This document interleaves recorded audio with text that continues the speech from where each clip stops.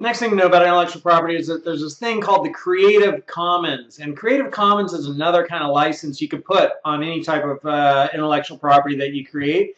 And it's a little bit more informative to the rest of the world, how you feel about the intellectual property you created and whether or not you're willing to share it and to what extent you're willing to share it. Because if you go to the United States Copyright Office, your copyright that you get here, which is really good and really important, and you should absolutely get it if you got something you want to protect. But this copyright doesn't tell people anything about whether or not they could use what you created. And therefore, people will only see that you own it. And if they want to use it, they have to somehow get in contact with you and ask you if they could use it, in which case you guys would have to communicate. Well, is there some way you could put a license just on whatever it is you created so people automatically know whether or not they could use it and to what extent they could use it?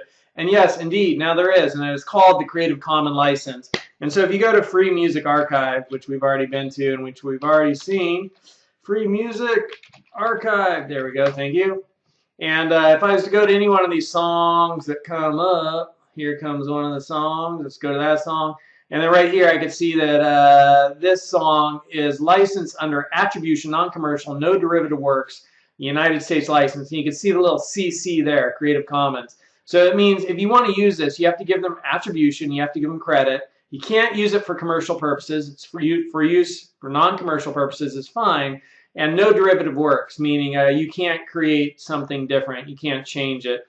And so, that's it. I could use this so long as I give them credit. It's not for commercial purposes, and I don't change it. So that's the license this person put on it, and it tells me they own it, but you're welcome to use it. Just give me credit and don't change it, and don't use it for commercial purposes. So that's a Creative Commons license. And if you go to Google and search for Creative Commons, you could come here and you could choose a license. So Creative Commons website, choose a license. And I just fill out these different things. Allow modifications of your work, sure, right? Allow commercial uses of your work, no. International, yes. And then that's it right here.